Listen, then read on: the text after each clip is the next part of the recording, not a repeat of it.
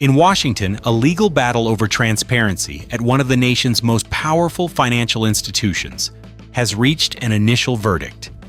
A federal judge has rejected an emergency request from an investment firm to force the Federal Reserve to open its closed-door monetary policy meetings to the public. U.S. District Judge Beryl Howell denied the motion from Azoria Capital, which had sought an immediate order to open the Fed's upcoming interest rate deliberations.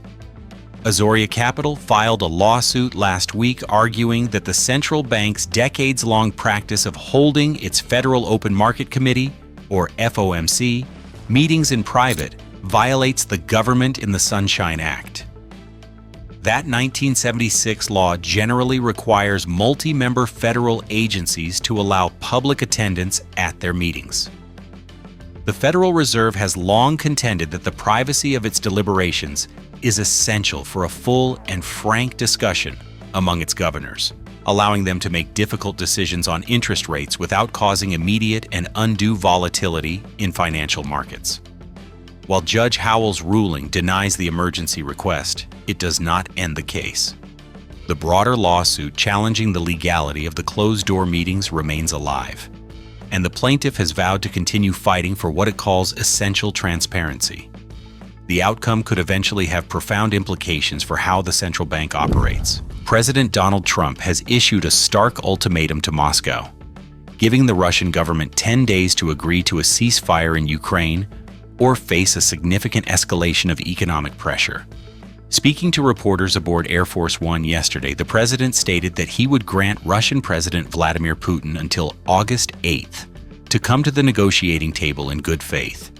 If that deadline passes without an agreement, the administration is prepared to impose a new tranche of U.S. sanctions, and notably, secondary tariffs. These secondary measures could target companies and countries that continue to do business with Russia, dramatically increasing the scope and impact of the economic penalties.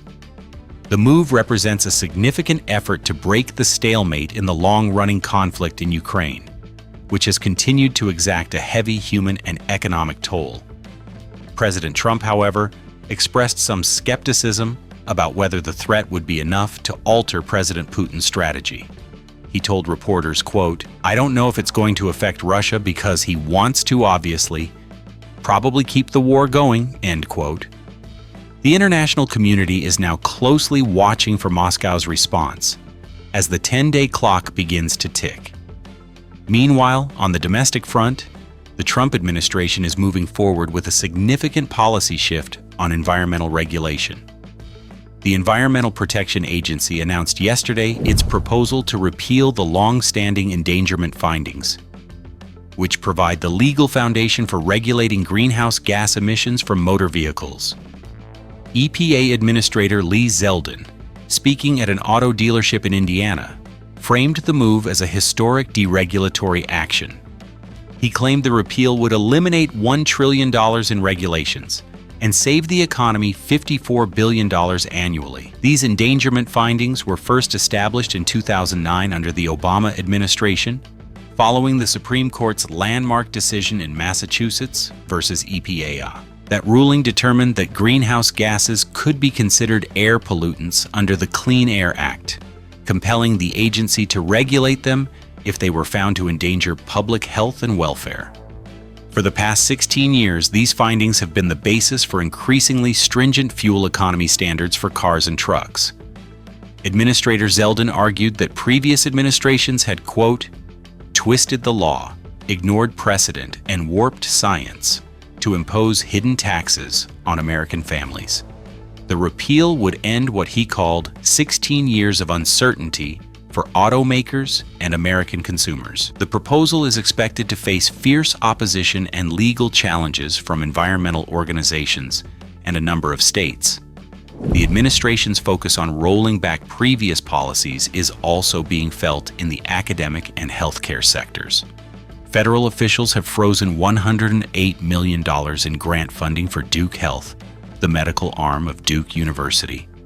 The action was taken in compliance with an executive order from President Trump that prohibits certain diversity, equity, and inclusion, or DEI, practices in institutions receiving federal funds. In a sharply worded letter to Duke's leadership, Health and Human Services Secretary Robert F. Kennedy Jr. and Small Business Administration head Linda McMahon outlined the government's concerns. They stated that alleged racial preferences in hiring, student admissions, governance, and even patient care, quote, betray the mission of American health care and endanger human lives. The letter argues that rejecting merit in medicine is particularly dangerous.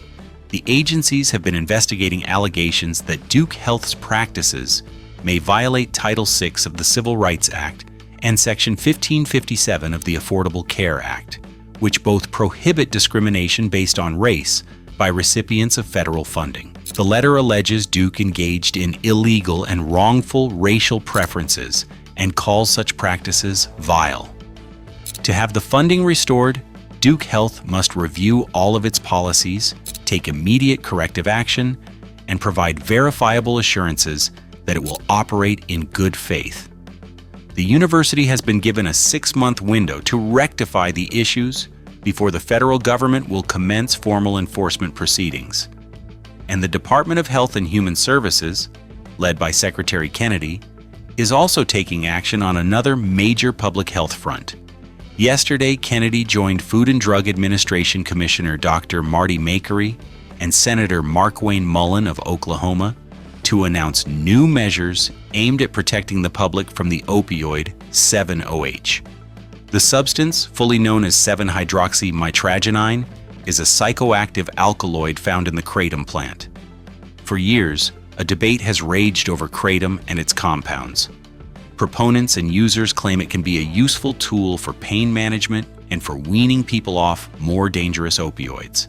However, federal health agencies have repeatedly raised alarms about its potential for abuse, addiction, and its opioid-like effects on the brain.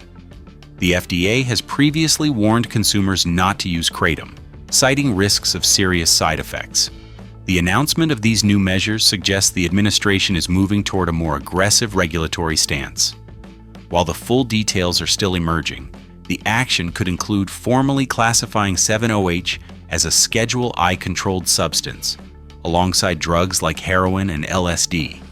Such a move would effectively ban its sale and possession, and would represent a major step in the government's ongoing battle against the opioid crisis, targeting a substance that has, until now, existed in a legal gray area in many states.